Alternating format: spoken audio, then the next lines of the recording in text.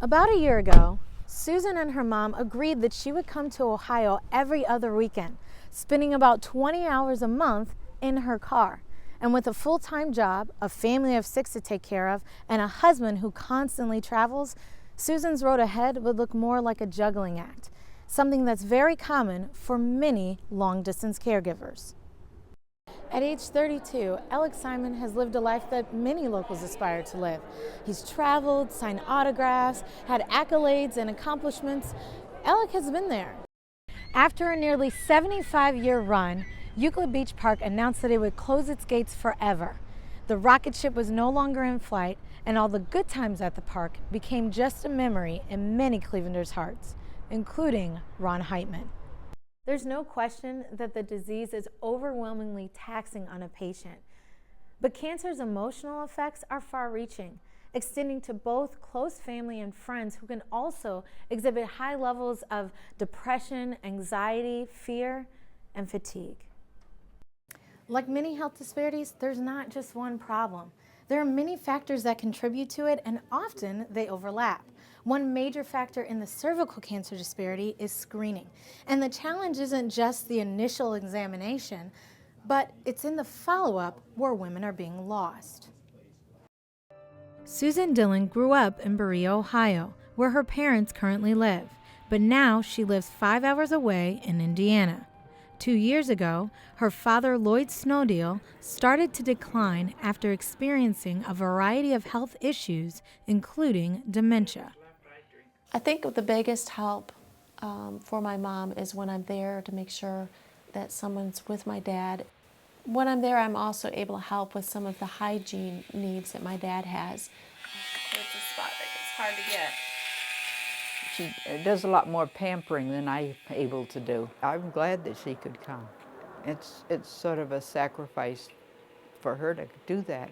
About a year ago, Susan and her mom agreed that she would come to Ohio every other weekend, spending about 20 hours a month in her car. And with a full-time job, a family of 6 to take care of, and a husband who constantly travels, Susan's road ahead would look more like a juggling act, something that's very common for many long-distance caregivers. Hey Zach, can we help you unload the dishwasher, please? I'm definitely in a juggling act in my life, juggling between home, work, going out to Ohio every other weekend. My husband and I have 5 children. When you're doing the juggling act, you learn how to prioritize and you learn how to let things that aren't as important to slide. I leave my suitcase packed because I go out to Ohio so frequently. I find that it's a lot more efficient. And then there's stress. In fact, studies find that long-distance caregivers face higher rates of family tension than other caregivers. The emotional toll, I think, is significant for the distant caregiver. Depression, anxiety, just feeling stress in general is much more significant and much more prevalent in that population. At age 32, Alex Simon has lived a life that many locals aspire to live. He's traveled, signed autographs, had accolades and accomplishments. Alex has been there. But for him, it wasn't enough. He came back to Ohio to change lives because his life was changed many years ago. When I was 16 years old, my best friend Terry Ford committed suicide because of bullying. Changed my life. His friend was so distraught that he walked into oncoming traffic. My cousin was coming up the street crying. He's like, go in the house. Turns the TV on, news is on, guess who they're talking about? They're talking about Terry Ford, my best friend. So I'm like, wow. They show his glasses on the road, on the highways. That's the only thing I remember. Just seeing the news, his glasses, I didn't see it coming. And I wish I was with him that day. People in the schools coming up to me like, hey, we know you guys are close. That's when I wanted to snap. And I was like, don't touch me, don't talk to me, because you're one of the people who's making fun of me.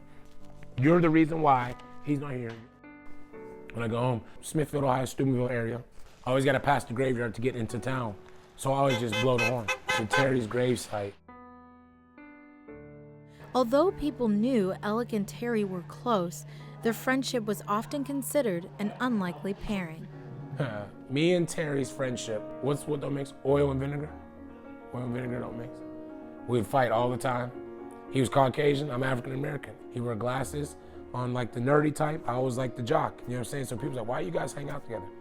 We was in Boy Scouts together. I was at his house every day. He would just walk in my house. We did everything, always. And people knew that he was my best friend, so people didn't pick on him around me.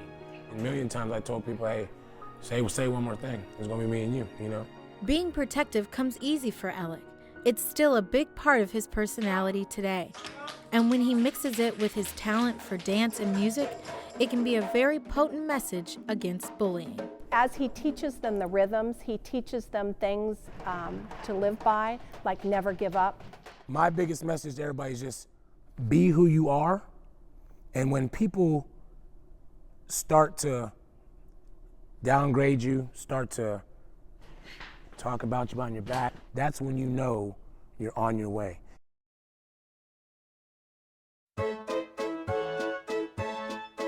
Opening its gates in 1894, Euclid Beach Park was a popular turn-of-the-century amusement park and beach fashioned after New York's Coney Island. For everybody in Cleveland, Euclid Beach had special memories. I think it was a great part of the Cleveland community. Well, it was a lot of fun. And then there were rides. Among many of them was the sleek rocket ship swing. The rocket ship ride was placed near Lake Erie, but what it had 3 rocket cars, if you will, and they were hung by long cables. It was just a gentle ride that most older people loved it. Kids sort of enjoyed it, but the older people really enjoyed it. After a nearly 75-year run, Euclid Beach Park announced that it would close its gates forever. The rocket ship was no longer in flight, and all the good times at the park became just a memory in many Clevelanders' hearts, including Ron Heitman. It was part of a heritage, part of Cleveland, and part of your growing up. And to see it go down like that was sort of sad. It sort of like faded back in your memory and it was gone. Until one day, the Cleveland mechanic took a ride through East Cleveland. In 1978, I was going up a side street in East Cleveland, and I happened to catch out of the corner of my eye one of the rockets sitting on the ground in the guy's backyard. And I went back down and knocked on the door and introduced myself to the man that came to the door. Here he had bought the rocket in '69 because everything was auctioned off, and he had bought it to have kids play in it in the backyard. Well, now at 78, kids are grown, gone away, and he's got Shamu in the backyard. So that was it. He was happy as heck I came along. So within just 3 months, Ron had a new and rather large ride. Well, originally I just built it back in '78 just to have fun with. He wanted the biggest family convertible on the street. That was the goal. But what started as just a few family outings turned into a major family business. I don't usually ride back here. No, you're never back there. How fun This for was you. not a business thing. It was not a business venture. It just turned into one. And we started to go to different events around the Cleveland area. And then we got calls from parades. And we got into parades, and more calls started coming in. By having the one, I found out where the other one was, or another one was, and I picked that up and made that into a vehicle as well. And now my daughter and my wife split shifts on that one, and I drive the other one, and we try to keep up with everybody as best we can.